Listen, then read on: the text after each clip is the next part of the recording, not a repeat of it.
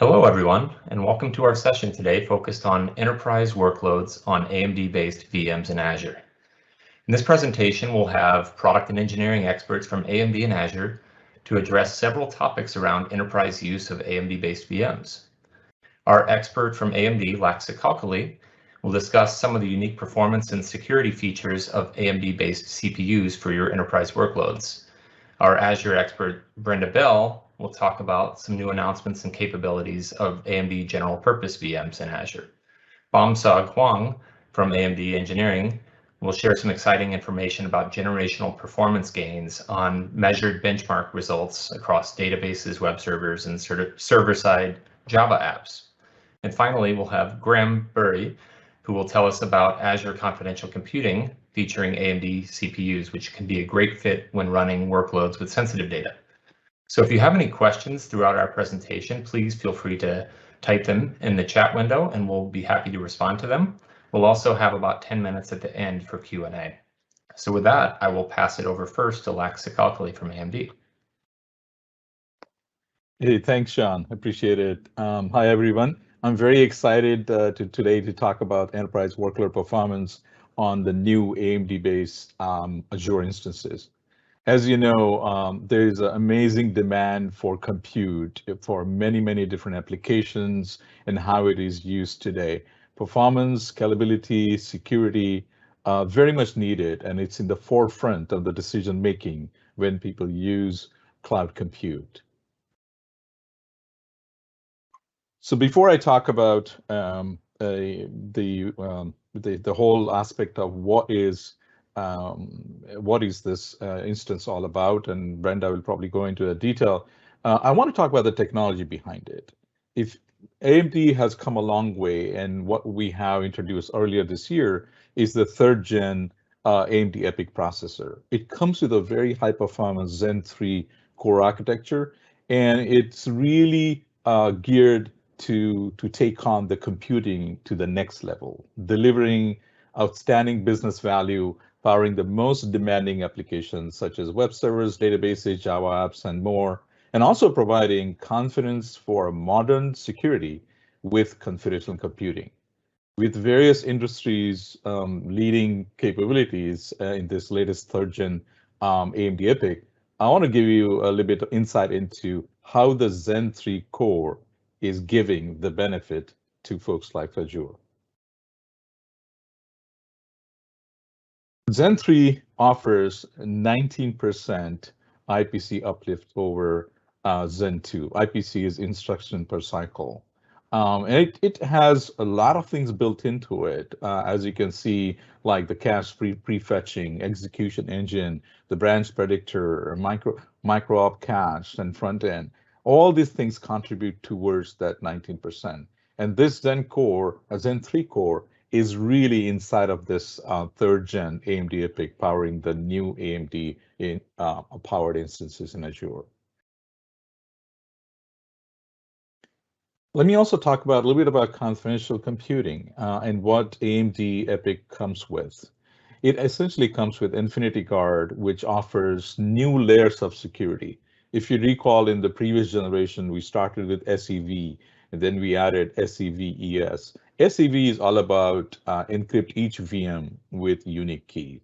SEV-ES is all about adding VM integrity with protected CPU registers and kind of make that security even tighter and closer to CPU's operation. And then SEV-SNP, which was announced as part of the 3rd gen AMD Epic, really offers the hardware protection against the malicious hypervisor. And as the malicious attacks increase, this is a very important technology that we invested, and you see that now through Azure instances that you will hear shortly. So before I pass on to Brenda, I just want to make a quick comment. AMD has been collaboratively working closely with Microsoft Azure team to bring various innovations to the market for a long time. And once again here, it is very exciting to see how Microsoft is embracing the latest 3rd gen AMD Epic processor and the capabilities it brings to the bear to deliver significant improvements in performance as well as costs to the customers running broad range of workloads on the AMD-powered new Azure virtual machines. With that, Brenda? Great. Thank you, Lex. Appreciate that. Hi, I'm Brenda Bell. I'm the program manager from the Azure Core Compute team. In the earlier session today, we actually announced the new AMD VM families. So let's quickly recap that what they are. They're the new DAS V5 and the EAS V5 Azure VMs. They are based on the third generation Epic Milan processor, what Lex was actually mentioned earlier. These new VMs sizes or family, they provide options with and without the actual local disk storage. So let's talk about what these VMs and the workload that they target for. The DAS V5 and the DADS V5 Azure VMs, they work well with many of the actual general computing workloads because these VMs are designed to provide a balance of the memory, compute, storage, and network resources. And so they are actually ideal for workloads such as web application, application servers, backend server for enterprise, gaming servers, and some of the actual desktop virtualization solutions, small to medium databases, and many more. So this is why that we call it general purpose workload or general purpose VM sizes. And then when you come to the actual EAS V5 and the EADS V5 Azure VMs family, because of the larger memory ratio, and you can see that it's offered up to the 672 GB of memory, and they are ideal for memory intensive enterprise application, large relational database servers, data warehousing workloads, in-memory and analytic workloads, and some of the actual business critical application as well.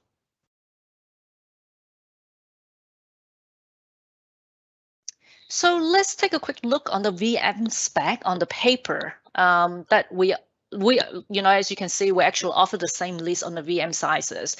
The V5 sizes is what we did on V4, meaning that we're actually offering the 2 vCPU to 96 vCPU sizes.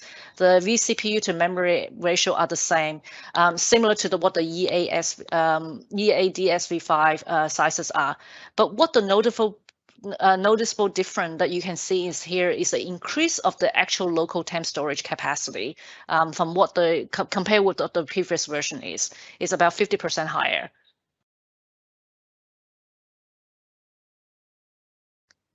And then if you can actually see the actual difference in this particular slide, the new DADS V5 and the EADS V5 includes a fast, larger local SSD storage. Because of the increase of the local disk IOPS and throughput, these VMs are designed for application that will benefit for low latency, high-speed local storage, application that need fast read or write to temp storage, or application that need temporary storage for caches or temporary files. Workload like in memory DB or big data analytic that can take advantage of this faster local IOPS. That will be great for these VMs. Now, we are also adding a pricing benefit and option for offer on these particular sizes, what we call the constraint core VM sizes. For example, some of the actual database workload like SQL Server that need high memory storage and I/O bandwidth, but they're not really high core count. Many database workload that are not CPU intensive.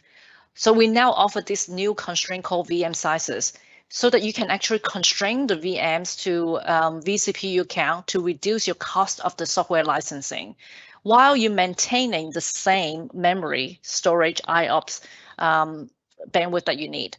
So the vCPU count that can be constrained is like half or 1/4 of the original VM sizes.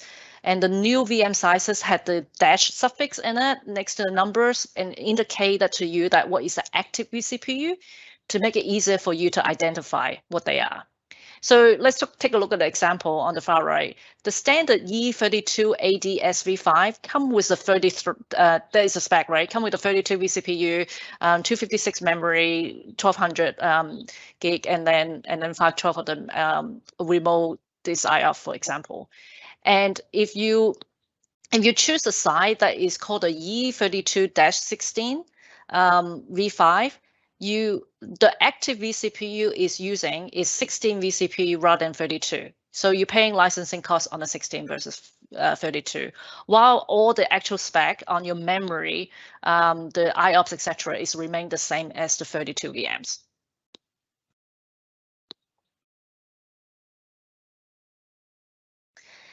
And we also have made improvement on the maximum network bandwidth on the smaller VM sizes that can reach up to. So that the application just need a little bit more network bandwidth, like the web server, proxy server, or network bound workloads that will benefit from a higher network bandwidth compared to our V4 sizes.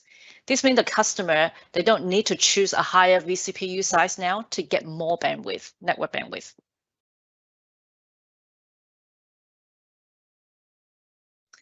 And there's also improvement on the remote storage disk throughput on some of the actual sizes.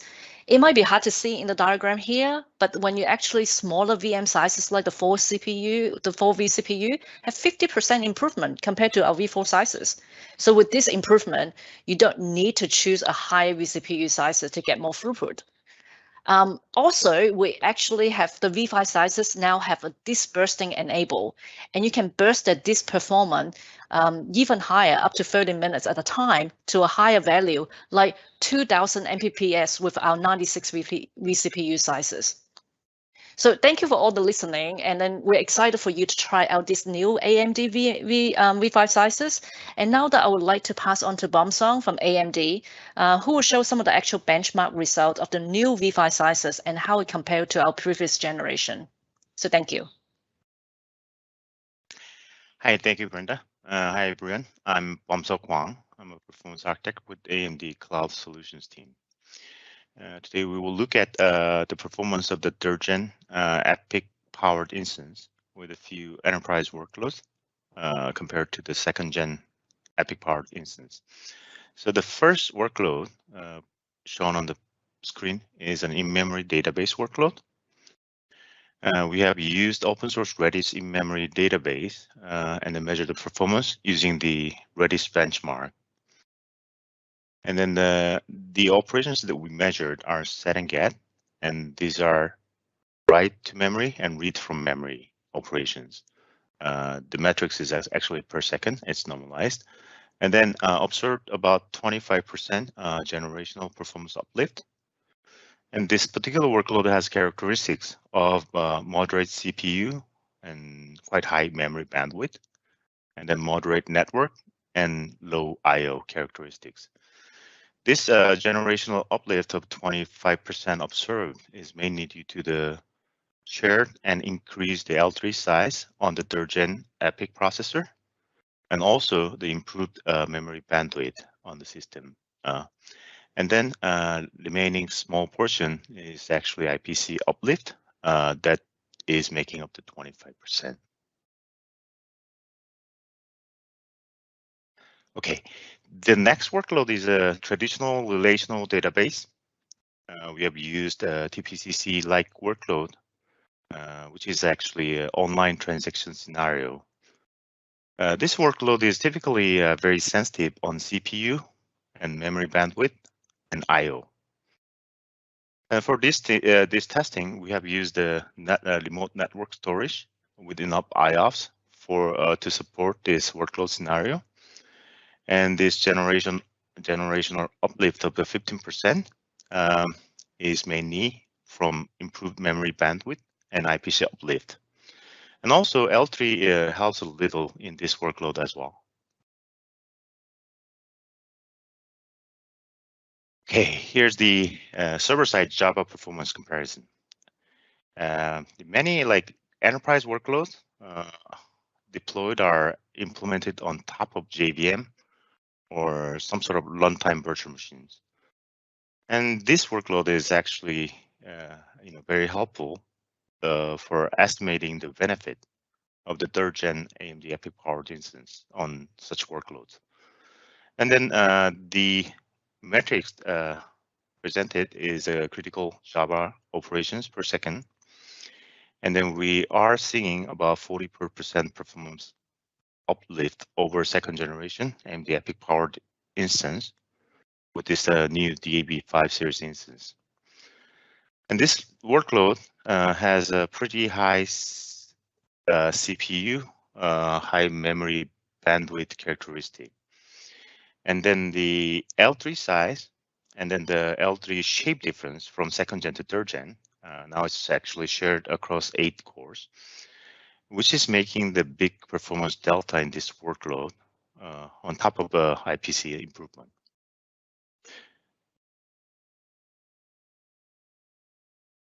Okay. The last popular enterprise workload to review is a web server. So we have measured Nginx web server performance with WRK benchmark. With the improved network support on the V5, we're seeing about 33% performance uplift from 2nd gen to 3rd gen. And this workload is moderate on CPU and memory, but it's pretty high on network. So the uplift is mainly due to this network, and then the memory bandwidth, and then the IPC improvement with little help from the L3 updates on this workload. Okay, the workloads reviewed today are like most widely deployed enterprise workload categories on general purpose cloud instance like DAV5. And across all this workload, 3rd gen AMD Epic CPU powered DAV5 series is showing sizable performance uplift from the previous generation instance. Thank you all for listening. And now it is to Graham from Azure Confidential Computing. Thank you. Hi, folks. I'm Graham Bury from the Azure Confidential Computing team. In an earlier session, we covered what confidential computing is. So here we'll dive into more what the workloads are that are typical to run on confidential computing, and a little bit more detail on the data protection capabilities available with our new VMs in partnership with AMD. With growing data sets and desires to leverage insights on that data, we see customers wanting to bring additional protections onto the data that they run in the cloud, say for their machine learning, processing, and data analytic type workloads. And this isn't necessarily just the raw data itself. It may be to protect the IP of the code or the machine learning models that are running on those data sets. Confidential computing also opens new doors to scenarios that previously weren't possible, such as privacy preserving data analytics that span organizations. As an example, we have customers that are typically competitors within their respective industries, collaborating together to securely combine their data and gain insights that couldn't be achieved with the limited data set of each organization alone. This unlocks capabilities to solve industry-wide problems, such as improving and speeding up medical research that will lead to better informed disease diagnoses and prescriptions. Another case that we've seen with customers is cross-bank anti-money laundering initiatives, where, say, data from multiple banks can be combined into our confidential computing in Azure environments, these black box environments based on the confidential infrastructure to run machine learning models and gain insights that couldn't be achieved with the information from just one bank's data set, while also ensuring that each bank's data remains completely isolated from the various banks. So a bank remains in full control of their data without needing to provide access to any other contributors. Additionally, we see confidential computing as a useful tool when building solutions that need to meet high security and compliance requirements on sensitive data. We have infrastructure available as well as services in Azure to meet the various needs to protect data privacy and security on your workloads. One example is with SQL Always Encrypted. This is where our confidential computing capabilities extends up into our services. With that, let's talk about our newest compute offering coming this month in preview. This is with the AMD Epic Based VMs that leverage AMD CEV-SMP technologies. The VMs provide confidentiality across the entire VM so that you can seamlessly move your workloads to be confidential when running in Azure. These VMs have the same specs as the DA and EA machines that Brenda covered earlier and that Bomsog gave the perf analysis on, as well as the disk and diskless options. We'll also expose these VMs in AKS as worker nodes so that you can leverage the same CEV-SMP memory encryption for your container workloads. Let's take a look at one specific customer. One of our customers, Secure AI Labs, has already been creating an AI platform for medical research during an early preview of our AMD-based confidential VMs. Sorry, there's some animation to happen there. Their platform enables healthcare researchers to more easily collaborate with healthcare providers to advance research. The researchers can move faster in developing AI models with higher data quality. And the healthcare providers can have more confidence that their data is protected via this secure federated learning platform from Secure AI Labs. They provide end-to-end encryption, policy enforcement, and auditing on the data, with all components in the system, from databases to back-end business layers to their distributed VMs that host the medical data. All of their components are running on AMD CEV-SMP virtual machines. So all of the computations and data access is completely protected with Azure Confidential Computing.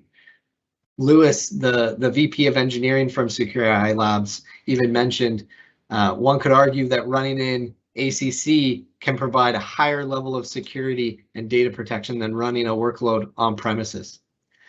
The full video can be seen via the AMD Partner Showcase page on the Microsoft Ignite portal. So I encourage you to go check it out and hear about the full story of Secure AI Labs. Now let's go one step deeper into how confidential VMs protect data.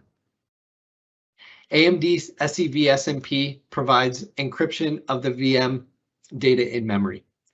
We also provide ability to have OS disks pre-encrypted in Azure as well. So ultimately, there's isolation from the hypervisor and the host OS, as well as other confidential VMs running on the same hardware. Encryption is on the memory while in use, with encryption keys stored in dedicated hardware registers not accessible to the software, a tenant, or a host. The underlying disks can be pre-encrypted within Azure for a secured VM deployment with your own security policy. Multiple key management options are available as well, with OS disk encryption through platform managed keys or through customer managed keys as well.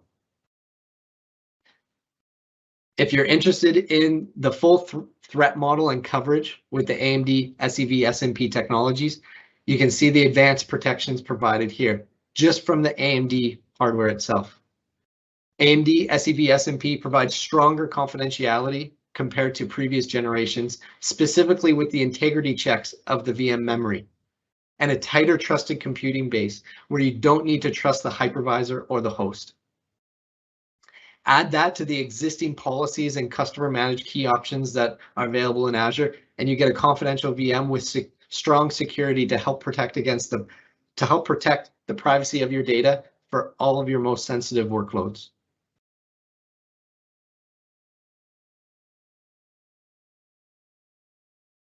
Excellent. Well, with that, we can thank you, Graham. And with that, we can move on to Q&A. So if you all can go ahead and publish any questions in this live Q&A chat window, we can go ahead and take those. I do have a couple of questions ready. And one is around, do I have to change my code to migrate to DCAS v5? And that's probably for Brenda. Yeah, I'll take that one. No, you don't have to. There's no code changes needed. Your applications will run as normal. You will have to deploy your workloads on one of our supported OS images. This is where we have support for Windows Server 2019, 2022, and Ubuntu 20.04 and beyond. Additional options for OS images will be coming soon. That's what I mentioned is our starting point. And then so as long as you, once our preview is available in the Azure portal, you'll be able to select the SKU size, choose your OS image that's supported with the confidential enlightenment, and then you'll be able to just deploy your VM as normal and run your applications. Excellent. Okay, we got a question. DADS v5, are these in preview or GA? So this looks like one for Brenda. Yep, so they're actually generally available as of like yesterday. Public documentation is available for you to kind of look at the actual VM spec. So they are available to the region that in West US 2, West Europe, and East US. And there will be more region coming in the next year. Excellent. All right, thank you for that. We've got another question for Brenda around cost difference between V5 and V4. Yes. So if you look at the actual detail, obviously the pricing is different per region. So please refer to the Azure pricing page, and they should be able to, and you can take a look on the actual V5 sizes compared to V4. But the one that without the local disk will give you a lower entry cost of price point as well. So I encourage you to take a look on the Azure pricing page to take a look at the pricing. Excellent. Okay, this is one that's probably a combo of Graham and maybe some of the AMD folks like myself, but could you please post a link to the page that Graham mentioned? So I guess I can just start by commenting that this presentation will be available here on our portal, and you can check out the information on the AMD page for Ignite. You can also go to amd.com/epic to get information about the security features that were listed. Maybe Graham, you could point this person to maybe some Azure confidential computing resources. Yeah, absolutely. We can get the link to the specific Ignite partner page for AMD, and then I'll post a link, or we'll get a link posted for some of the ACC specific pages as well. Awesome. Okay, we've got maybe time for one more question. So I'm going to go ahead and let me look here. Sorry, get my screen. So what are the performance impacts on confidential VMs? That's a good question. So we're actively working with the folks at AMD to do runtime benchmarks for the confidential virtual machines compared to the general purpose ones that Brenda described. Do note there will be some added time to just the initialization of a deployment to account for the encryption of the entire VM, but that's only during VM creation and initialization of the VM. Once it's up and running, it should behave much like a typical VM. So as part of that benchmark testing for our new confidential virtual machines, we'll see what we can make publicly available as soon as the VMs are made available in preview as well. So that's a follow-up that we can take to see what can be made available. Excellent. All right. Well, I just wanted to thank all of the experts for the great information, and to all the participants for listening and for all the great questions. So this will be recorded, and you'll be able to access this through Ignite. So please go and check out our AMD page as well for more information on the announcements and Secure AI Labs and a lot of the other great things that we're doing jointly with Azure. So with that, we will go ahead and conclude this session, and thank you all so much. Have a great rest of your day.